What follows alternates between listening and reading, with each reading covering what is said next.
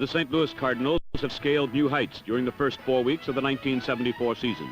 They are undefeated, atop the NFC East Division race, and are off to their best start since 1966, when they did not lose until their 7th game. No, indeed, losing is not for the birds anymore.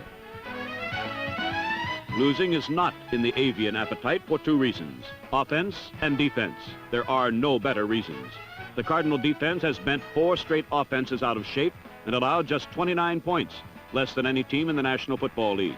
At the same time, the Cardinal offense has scored more points than any team in their conference. Number 85, Mel Gray, leads the home run hitting offense. Though Gray has just 8 receptions, 3 have gone for scores on plays of 57, 59, and 68 yards. In fact, of the 11 touchdowns that the Big Red offense has scored, incredibly, 7 of them have been on plays of 56 yards or longer. Quarterbacked by the NFC's second leading passer, Jim Hart, the Cardinal offense has become a time bomb.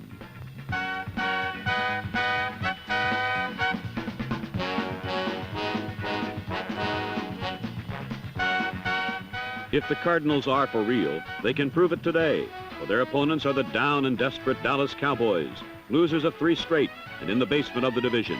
Their streak of 8 straight playoff seasons is in serious jeopardy, for a loss to the Cards will stack the deck against Dallas. They will then be 4 games out of first place.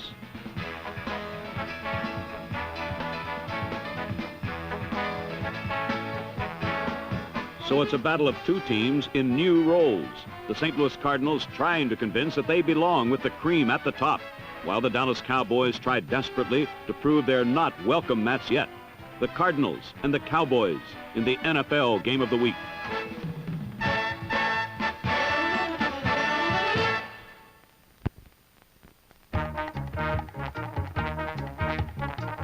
With their backs to the wall in the division race, the Cowboys came out hitting and shot down the Cardinals' first flight of fancy.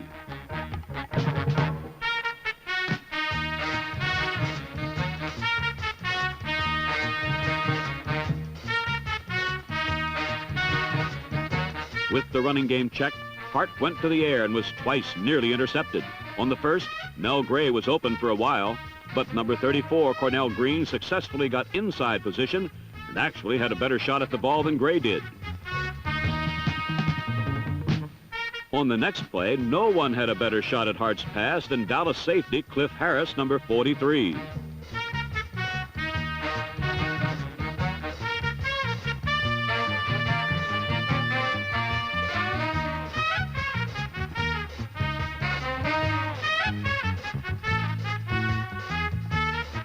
Harris was understandably upset, for looking at the same play from a different angle reveals that Harris was in full flight, and had he held on, he might have gone for 6. But on the next play, Dallas scored anyway. The new punt coverage rule came into play when rookie Dennis Morgan got 10 yards of running room before anyone challenged him, and with a flying start, he turned on the burners.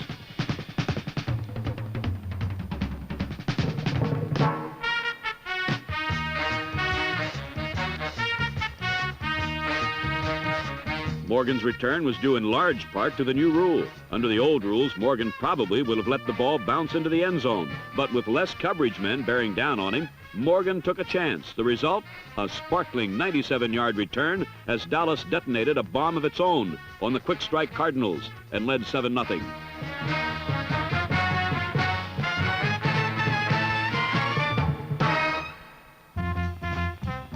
When the Dallas D again forced a punt, the Cowboy offense got its hands on the ball for the first time and ran right at the Cardinals defense.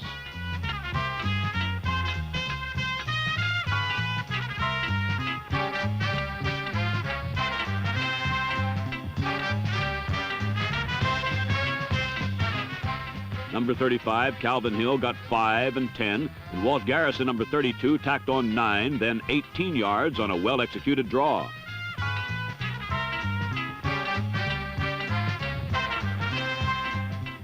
Dallas had a first down on the Cardinal 35, but then they tried to get fancy, and the Cowboys may have set a record in the losing of field position. Drew Pearson lost 22 yards on a reverse, and with 14 yards tacked on due to a clipping penalty, the Cowboys had moved backward 36 yards on one play. And instead of 1st and 10 on the St. Louis 35, they now faced 1st and 46 from their own 29.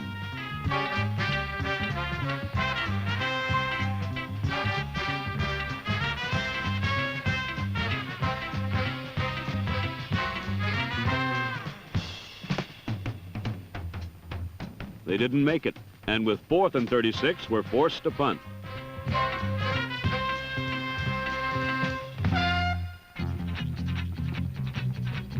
After the first play of the Cardinals' possession, Mel Gray limped to the sideline and was replaced by Gary Hammond. But was Gray really hurt? Or was he just lending believability to his replacement by Hammond?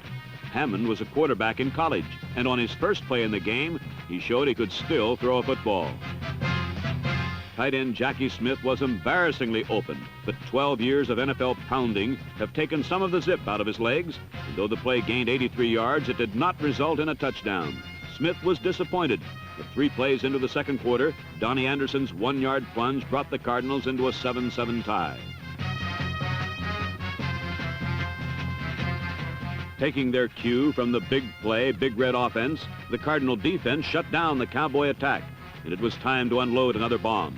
From the 20, Hart hit a suddenly sound and speedy Mel Gray with a perfect pass.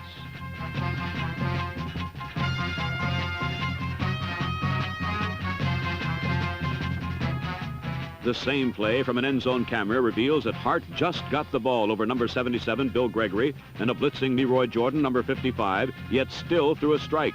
St. Louis had their 8th touchdown of the over 56-yard variety and led 14-7.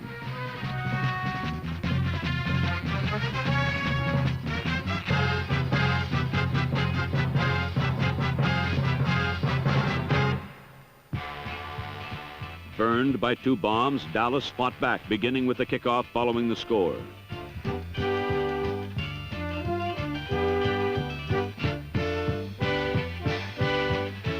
Charles Young nearly broke it, but he had brought the ball to the Dallas 45. Then a good play fake by Staubach, and his pass to Hill gained 24 yards more.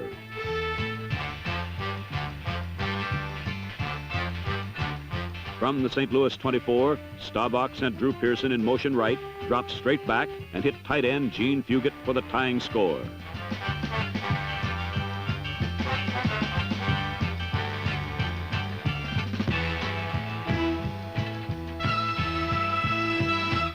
Repeating the play reveals that Fugit was wide open. Pearson, the leading receiver in the league, went right, drawing the St. Louis secondary his way and setting up single coverage on Fugit, who apparently had no trouble beating his man. Dallas 14, St. Louis 14.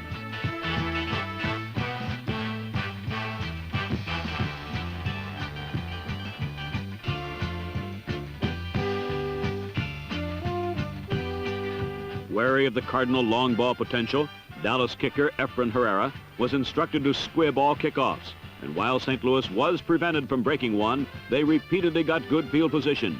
And from safe locations, Hart was not afraid to air it out.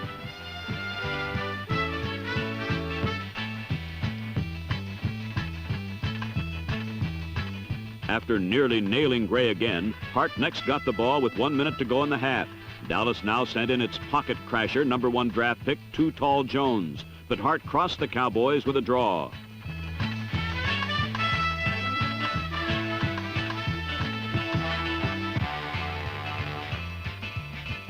Keeping his passes short, Hart hit Smith for another first down.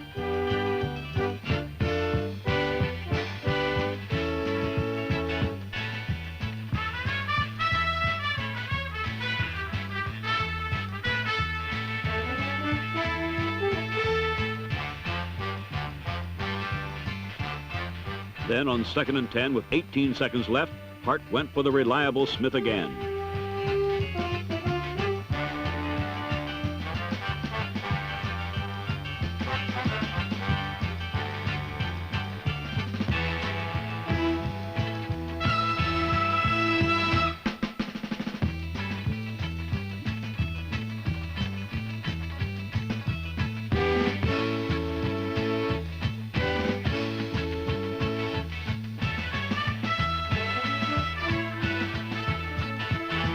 Another look at the play reveals no significant stratagem, just a blood and guts run by a super football player.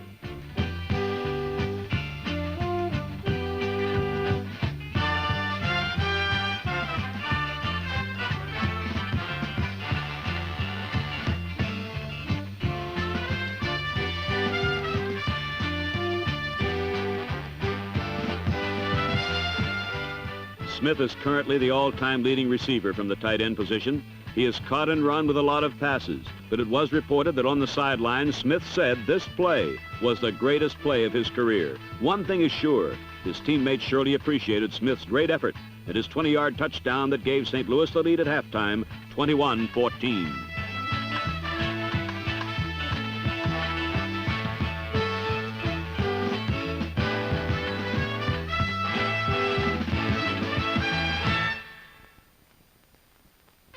With the specter of defeat looming incredibly, but nonetheless actually in their future for the fourth straight week, the Dallas Cowboys began the second half with possession of the football, but trailing the St. Louis Cardinals 21-14. Though Roger Staubach had been exceptionally accurate in the first half, hitting on 8 of 9 throws, his first aerial of the second half, intended for number 89 Billy Joe Dupree, was poorly thrown and intercepted by Clarence Duran.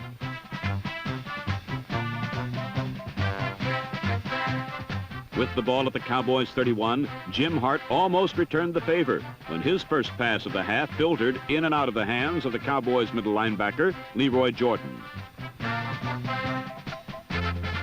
But when number 75, Jethro Pugh, was suckered out of position on this influence trap, the Cardinals punched for first down at the Cowboys' 19.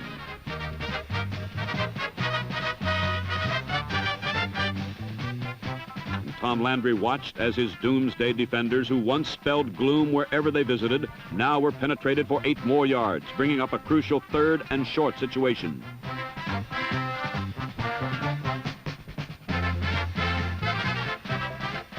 Jim Hart chose Terry Metcalf on a quick tackle trap, but Dave Edwards got a shoulder in the play. Cornell Green jerked the ball free, and it appeared that Doomsday had redeemed Staubach's poor pass. But neither Mel Renfro nor D.D. Lewis could cover the loose ball, and the Cardinals won the battle at the bottom of the pile, presenting them with a 4th and inches dilemma at the Dallas 10. Leading by 7, the Cardinals went for the first down. They got it, and on 1st and goal from the 8, Terry Metcalf found daylight and ran the Cardinals' lead to 28-14.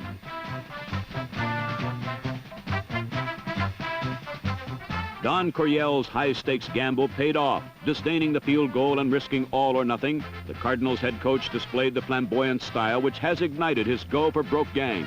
Another look at the score will show that St. Louis victimized the Doomsday flex with cross-blocking, and that an aggressive lead block by Donnie Anderson ushered Metcalf into the end zone.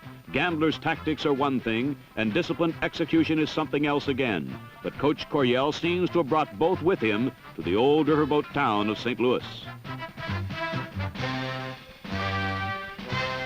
Down by 2 touchdowns now, the very real prospect of 4 consecutive defeats dawned sharply for the proud old champions. And with a poise befitting his honest All-America credentials, Roger Staubach went back to work.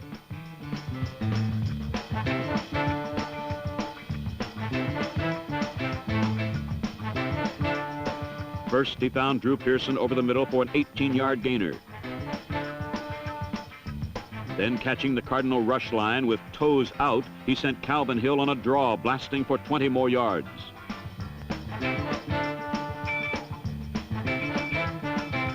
But the drive failed at the St. Louis 42 when Staubach's perfectly thrown bomb skidded off the hands of Golden Richards, and Dallas remained down by 14.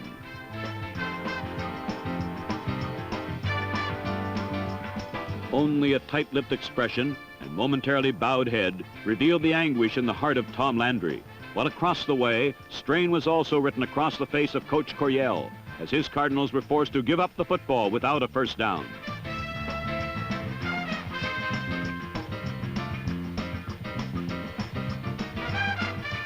Another draw caught the Cardinals thinking that the Cowboys must play catch-up quick.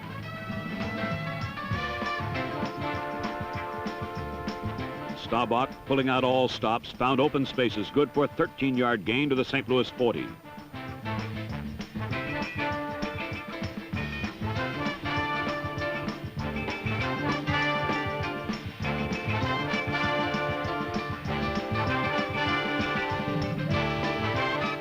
Then Roger the Dodger put it up in traffic, and only a well-timed stick by Norm Thompson left Drew Pearson empty-handed.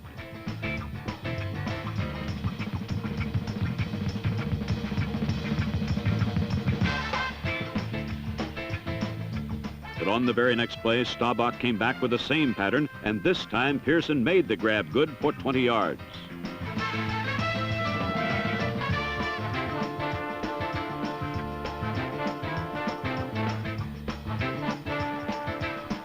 Sticking close to earth, the Cowboys ground their way down to a 4th and short, and Landry directed them to go for it at the Cardinals' 11. He, too, was successful, although his choice was more necessity than gamble. And at the top of the 4th quarter, Walt Garrison powered over, making the score 28-21 with 13:56 remaining.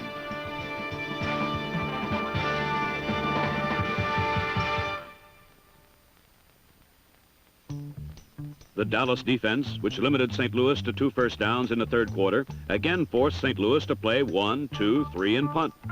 Cliff Harris made a daring running catch of the ball, hoping to break a big play, but he was down to the Dallas 19.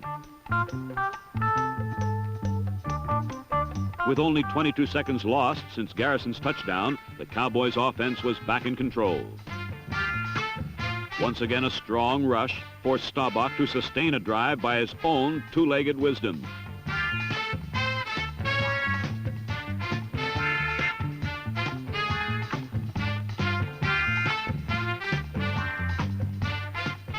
But again, a promising long drive was aborted when another perfectly thrown bomb dropped harmlessly out of Drew Pearson's hands.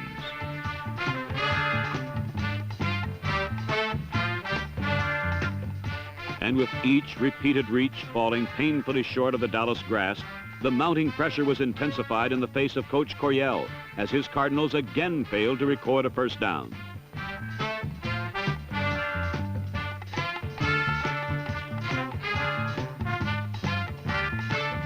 With 7:08 to go, Staubach was once again on the firing line, finding Drew Pearson again over the middle, this time for 17 yards to the Cardinals' 33.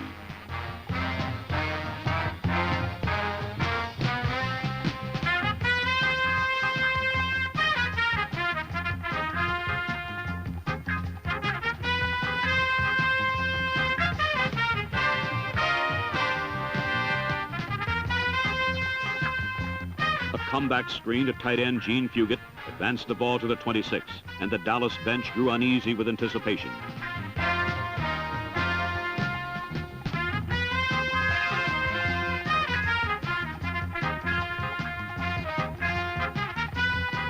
On 2nd down, and needing 3 at the 26-yard line, Staubach retreated to pass. With excellent protection, he could find no one open, and feeling pressure, he headed to his left, where the Cardinals had been unable to contain all day. The gain was to the 17-yard line, and 2 plays later, pass interference called against Norm Thompson gave Dallas 1st and goal at the 1. With 3:39 remaining, Roger himself ran it in, and the score was tied at 28 all.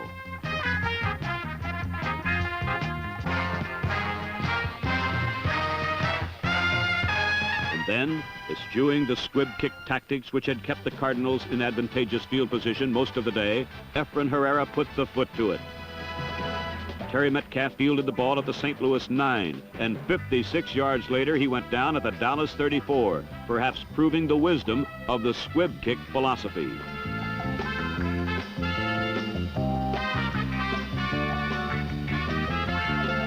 Coach Coryell hung on for 2 minutes and 33 seconds as his team gouged out its first and only first down of the quarter before Jim Bakken was forced to put up a 31-yard field goal. It was good, and the matter-of-fact Bakken was congratulated by his joyful teammates, now leading 31-28.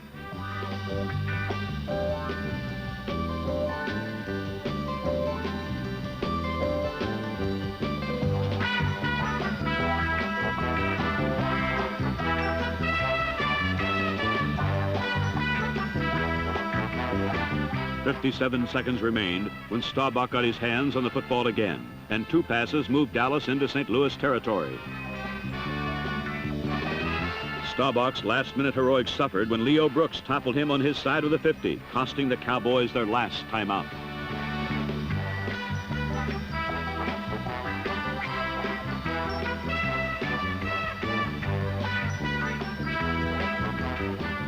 but the intrepid Staubach refused to yield, and with 16 seconds remaining, he found Golden Richards near the Cardinals' 20. Richards suffered an honest bell ringer, and the ball rolled free, but the catch was ruled good, the ball dead, and the clock kept moving until it was halted with only 2 seconds remaining. Nervously, the Cardinals stood by, awaiting a ruling which might endanger their frail three-point advantage. But Dallas had no timeouts remaining. They could not get the ball in play for a field goal try, and St. Louis had its 5th surprising victory of the season against no defeats, and for 1 solid month had maintained sole possession of the top spot in the NFL East, a month in which, incredibly, the defending division champs, the Cowboys, had suffered 4 consecutive defeats. And now, in this meeting, the St. Louis Cardinals' rights to first place were affirmed on the scoreboard, 31-28. A defeat for the Cowboys not unlike in form the defeat the previous week in Minnesota, where they won the air and ground battles but lost the war, and a victory for the Cardinals not like any other since the coming of Don Coryell to St. Louis.